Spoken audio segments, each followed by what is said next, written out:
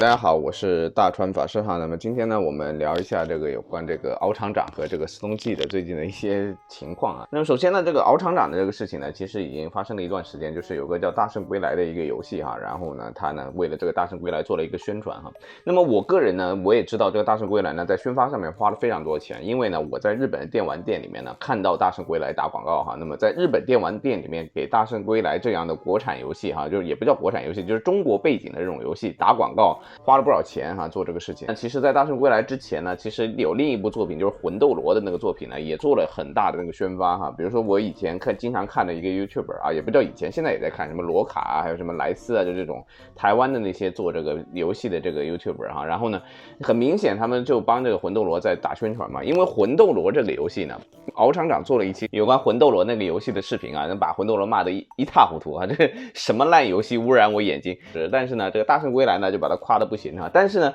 到最后出来一个问题，就是说等大圣归来真的开始卖之后呢，就发现各个 UP 主都开始就吐槽这个游戏哈。但那个地图非常的小，又都是线性的，然后呢，他说让你探索呢，结果一个线性的人没有什么探索元素，就来回走，很枯燥无聊的这种探索。然后呢，就是过一个什么小场景，进个门呢就要读取一下，一看就知道开发都不完整哈，爬个梯子要黑屏5次，就我也不知道他是怎么开发出来的。所以呢，最后呢就大家都得出一个结论呢，就是敖厂长这个恰饭啊，应该是拿这个宣发的费用。因为呢，我个人呢也是看敖厂长很多的这个视频，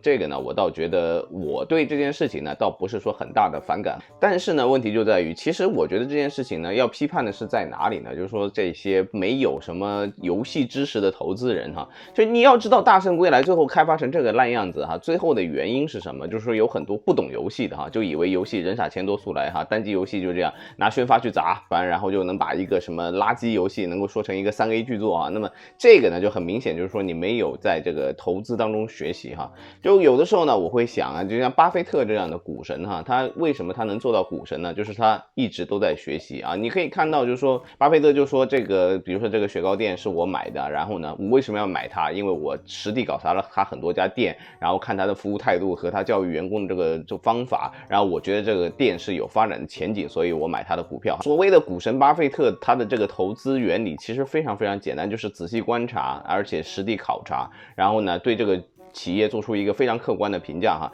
就是说，所以呢，就是说我们讲这个真正的成熟的这个投资人呢，他投资呢是为了学习一个行业哈。就是你有的时候觉得投资是为了让你赚钱，其实不是的，就是投资了之后成为他大股东，那么他的一些这个公司的运行的这个内部逻辑和核心的那些理念和这个知识呢，他会告诉你哈，然后你会参加他的会议，然后他们会做一些 PPT 跟你讲啊，这公司怎么做，然后呢这些情报呢是很多地方呢是买不到的哈，你只有通过投资才能买到的这些知识。然后呢这些知识呢其实是非常非常值钱的，就是说一个现代企业如何在这个商业竞争当中能够生存下来，然后能够生存好的这些所有东西呢，都是通过你这每一次的股东大会哈，让他们的给你说明，然后给你做的 PPT 最详尽的这个讲解，然后你得到这些情报呢，才会导致你的这个投资越来越好哈。不是说你就是在那里看那么红啊绿啊哪个涨哪个跌，然后你就去买这个股票，然后你就觉得你一定会赚钱，这个是中国人这个买股票的一个心态。但是像巴菲特那些他是很老套的 old fashion 哈，但是呢这就是一个正确的投资人的做法。但是中国呢就有很多这种就是不成熟的投资人哈，他就比如说电影他也不懂啊，电视剧他也不懂，艺术他也不懂，文学他也不懂，他只知道他有钱，然后呢他就说好吧有钱我就去投，然后呢大圣归来这种东西呢，它当中的这个怎么开发，然后当中要做的怎么样好玩，它的游戏的核心理念应该怎么做，然后优化应该怎么做，要做到什么程度才要把它给推出来，如果是还没有完成的话是不是应该延迟推出的日期，这些东西他全部都不管哈，他就直接说你帮我推，然后呢就是强硬的说你给我做宣发，找敖厂长这样的就给他一笔钱，说你无论如何你帮我说好话。其实呢这个大圣归来呢，其实你是有另一种推广方式的啊，就是我们讲这个日本有一种叫粪给，这种游戏非常非常烂哈，但是呢，它可以通过这个粪 game 呢，引发一大堆的这个 UP 主，然后呢去买它这个游戏。那么就是说，如果说你已经认识到了你这个游戏呢，其实已经做不好了，然后呢，你完全可以走这条路线哈，你可以让敖厂长不用牺牲他的口碑啊，然后就专门做一些吐槽他的影片，然后这个吐槽的影片呢，虽然说不能让他卖的很多，但是呢，它会引发一些这个叫 UP 主去买这个游戏啊，就是因为你知道一个这个单机游戏的这个基本盘其实都很小，它不是说突然之间就能爆发性的卖好几百万套的那种东西，它就是这么一小群人玩。那么你如果已经把它开发成这个烂样子了，那么你可以用这种方式来止损。你比如说那个大圣归来，你现在卖199吧，对吧？如果你卖30几块钱或者50几块钱，相信有很多这个小朋友，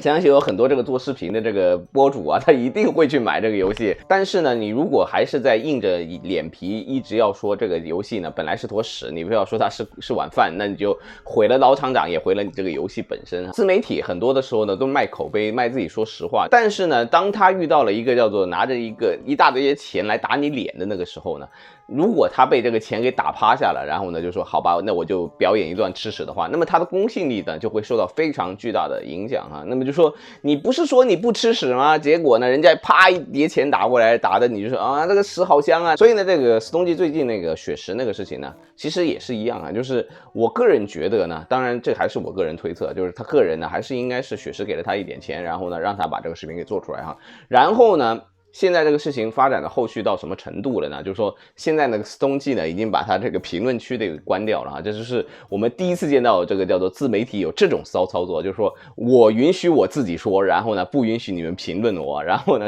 还说你们这个吵来吵去浪费时间哈，什么找了一大堆理由啊，反正就是说他现在这个视频呢整体来说压力非常大，一方面呢他自己说他要道歉，结果一直都不道歉哈，不是说追着你都要道歉，但是你自己说过的话你要记得，结果呢他就是承受不了这个压力了哈，然后就开始说啊，天下一片清净，我们搞一个石敬平哈，就是反正是我这个频道呢，你们不许评论哈，就chỉ我一个人叨逼叨，这就等于说呢，就是说你不但去掐了个饭，然后呢，同时呢，这个吃相还特别的难看啊。我对这个自媒体有自己的一套媒体论哈，那么我的媒体论呢，就是说这个自媒体最主要的呢卖点呢是卖一个独立的人格哈，就是你不是说这个人多么的厉害，多么的聪明，或者说多么的水平高哈，就是有的时候我这个视频经常被人吐槽说你这个哪里说错那里说错，这是很正常的。而且我也希望呢，你就看了这个视频之后呢，你自己也有独立的思考哈。那么你如果就是你做的评论呢，你写的特别长的那些呢，我就觉得我很尊重你，因为呢，你看了我的视频之后呢，你自己呢思考了很长的时间。但是呢，同时呢，我们这个做自媒体呢，追求的并不是更好、更快、更高、更强这些东西哈。我们讲的是一个，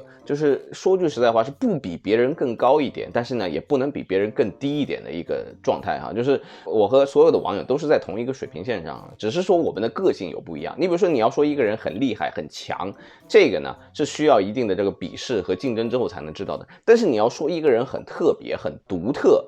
啊，他有没有灵魂啊？比如说灵魂这个东西，就是说你和别人完全不一样的地方，与众不同的地方。你要说他有没有灵魂，他一定有灵魂，他一定和别人不一样。你就是双生子，就是你就是孪生兄弟，你都是不一样的，对吧？所以呢，你每一个人，你有一个目标，说我要追求更快、更高、更强啊，我要做 NBA 球星，这个呢不一定能够成功，但是呢，你要说你做你自己，你要做你独特的你自己呢，这谁都可以做得到。所以呢，这个自媒体呢，其实呢，就是给你这么一个梦想的一个地方，就是说告诉你，你可以做你独特的自己哈。希望的就是说，你每一个人呢，能够在这个就是一方面呢，你要有这个社会协作的这个体系，你要加入到这个社会合作当中去；另一方面呢，你要对你自己的独特人格要进行一种挖掘，因为呢，你最终呢，你是不可能成为任何一个人翻版哈，这就是自媒体最想告诉别人的事情。所以呢，因为它承载了一个这样的梦想的话呢，